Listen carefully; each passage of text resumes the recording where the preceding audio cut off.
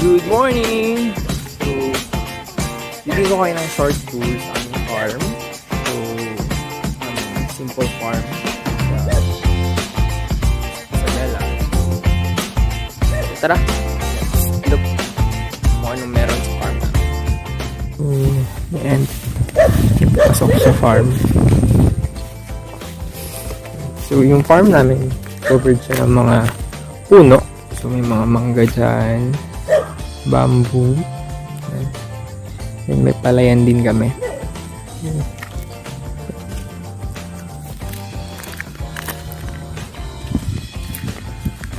Buko.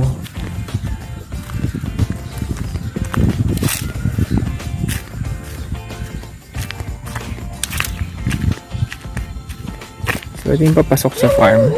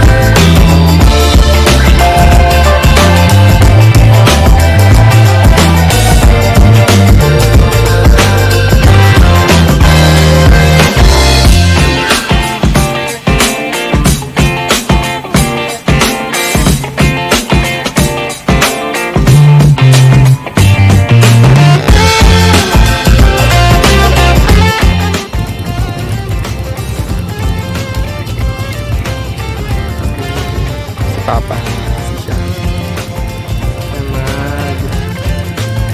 sabi ng abon.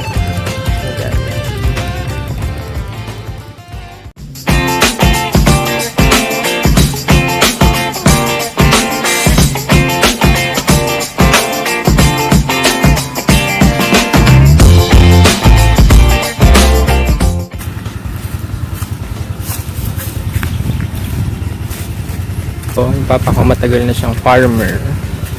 So, since got married, farming yung ginagawa nila.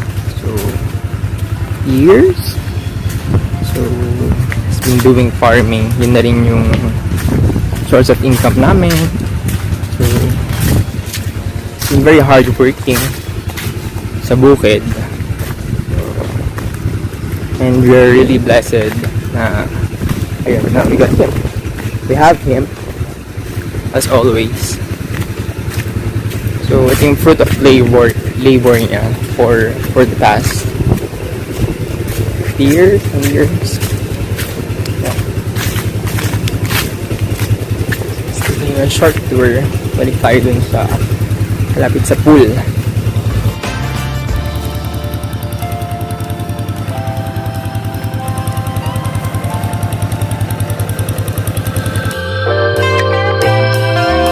Kami but cook ka na papaya din kami.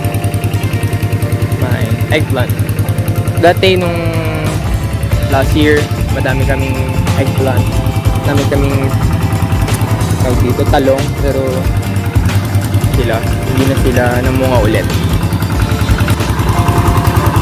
So naman ko kung nadidinig niyo ako, but the pool, water pump kami.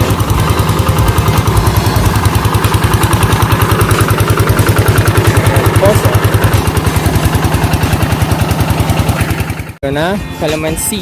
So, may mga bunga pa. Pero, meron din kaming dates.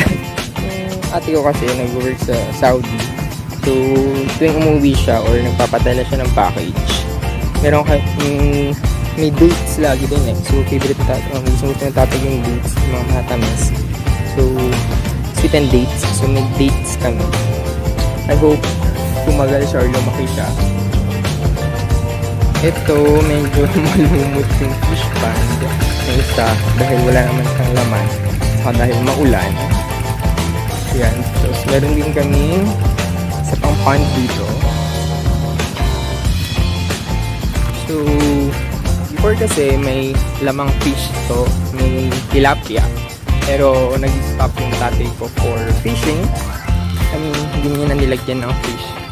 Ano rin kung bakit. Dahil matrabaho or mahirap pag-stock ng food or kailangan talagang alagaan yung mga isda. But yeah, kasi yung fish pond namin, may laman pa naman yung fish pond, pero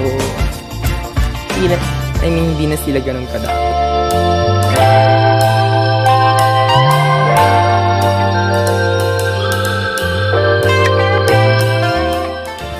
Yung dad ko mahilig sa fruit bearing trees. Tatanim siya ng tanim lang. So, madalas meron na lang hindi na tumutubo o bumubunga kung ano kami dito. So, this one, tanim po niya ng papaya dito. Papaya. Then, meron kaming section sa farm na ang daming bamboo. You can see this one. May bamboo.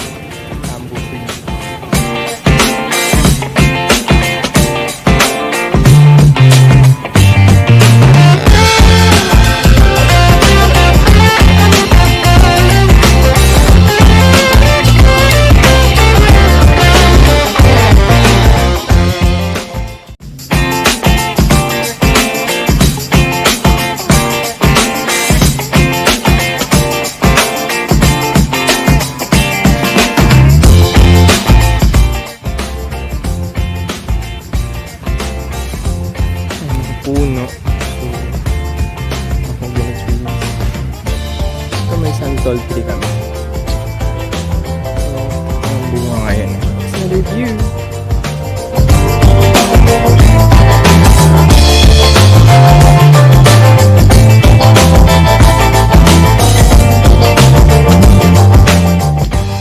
Wala naman masyadong laman ngayon yung farm. Maliban sa mga magandang view ng palay. Meron din kami mga bayaba. So, madalas kung hindi man tao yung kumakain, mga ibon yung kumakain. Pero wala siyang bunga, maliliit. Matamis, balik tayo dun sa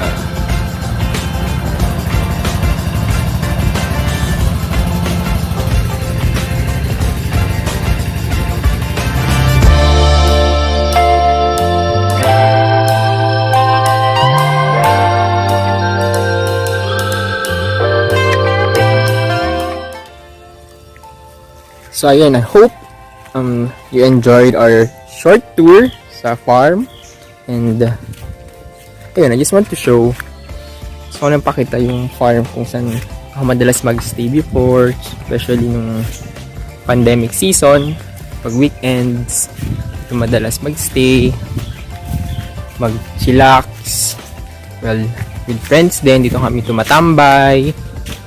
So ayun, well, masarap lang yung may place din na you can just relax lang. Then, I hope you enjoyed the farm tour and thank you for always appreciating it, diba? So, ayun. So guys, thank you and uwi na ako. So, uwi na yung mga kasama ko. So, uwi na. So, have a good day everyone. Bye!